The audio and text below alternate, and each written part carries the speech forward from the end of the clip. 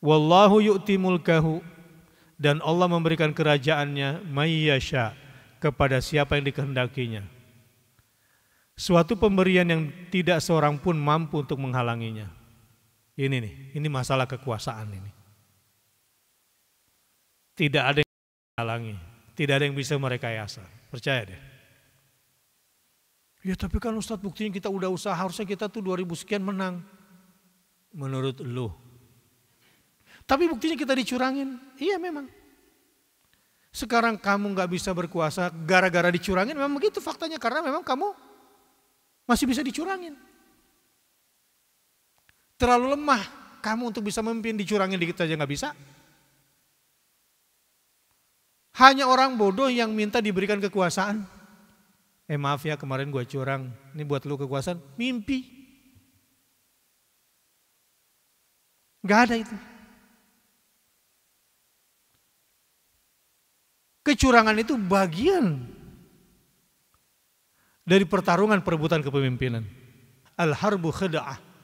Perang itu adalah tipu daya. Ini kampanye ini perang atau bukan? Sesungguhnya perang. Perang perebutan kepemimpinan. Tipu daya enggak? Tipu daya. Ya. Al-harbu khida', ada yang mengatakan begitu. Perang itu adalah tipu daya. Jadi misalnya ketika Rasul perintahkan para sahabatnya di satu peperangan, di perang Badar, pacu kudanya kencang-kencang, lalu gesekkan pedangmu di padang pasir. Bagaimana kondisi debu? Terbangan, bagaimana kira-kira melihat musuh itu? Musuh yang melihat, enggak mungkin 300, ini pasti 3000 nih. Ini pasti 30.000, lihat debunya itu. Padahal, ya karena Rasul perintahkan pasukannya untuk gesekan pedangnya di padang pasir, kelihatan ngepul. Terus musuh bilang, curang loh. Begitu. Jadi dalam pertarungan perebutan kepemimpinan, dicurangin itu bagian dari yang harus kita hadapi. Tapi kita jangan berbuat curang. Strategi oke. Dan yang paling penting adalah mendapatkan pertolongan dan dukungan Allah Subhanahu wa taala lewat para malaikatnya. Karena pada akhirnya para sahabat mengira mungkin strategi Rasul supaya musuh tertipu. Sebetulnya Rasul melihat ada pasukan berpakaian hijau berkuda, para malaikat bersama pasukan Rasul, yang sahabat enggak melihat. Buktinya mana? Testimoni para sahabat setelah perang Badar. Banyak bilang begini, aneh tadi waktu perang, saya belum tebas tiba-tiba leher sudah putus. Dan ada lagi ketika saya hampir tebas tiba-tiba jari jemari mereka putus sendiri. Ini perintah Allah yang diinformasikan kepada Rasul di perang Badar yang sahabat nggak tahu dan Rasul nggak tahu. Fadribu fawqal a'naq wadribu minhum kulla banan. Pernah dengarkan ayatnya? Ini di perang Badar.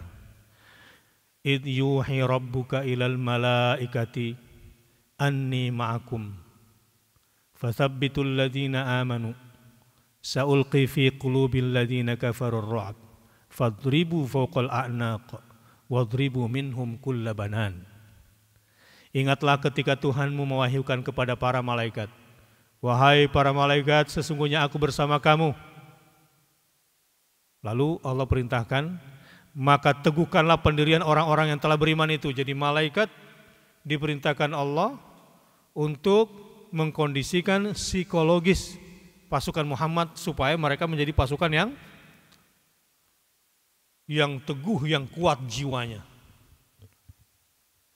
Kelak aku akan jatuhkan rasa ketakutan dalam hati orang-orang kafir itu. Pada saat yang sama Allah rasukkan lewat para malaikatnya rasa ketakutan. Apa perintah Allah kepada para malaikat? Maka penggallah kepala mereka dan pancunglah tiap-tiap ujung jari mereka. Ini perintah Allah kepada para malaikat yang bergabung dengan pasukan Muhammad sallallahu alaihi wasallam. Jadi Mereka-mereka yang mau berbuat curang, kalau kita udah usaha, kita bermohon kepada Allah, kita tawakal kepada Allah, ya, mungkin ada yang mau menukar kotaknya, ya, dari kardus yang satu ke kardus yang lain. Tiba-tiba pas ngambil kardus, palanya putus. Amin. Ya, tiba-tiba ketika hacker-hacker mereka siap untuk merubah data, masukkan tiba-tiba tangannya putus. Amin. Tentu sangat dipengaruhi oleh kesolehan dan perjuangan Anda dalam memilih pemimpin Anda. Dan itu pertolongan Allah bisa terjadi.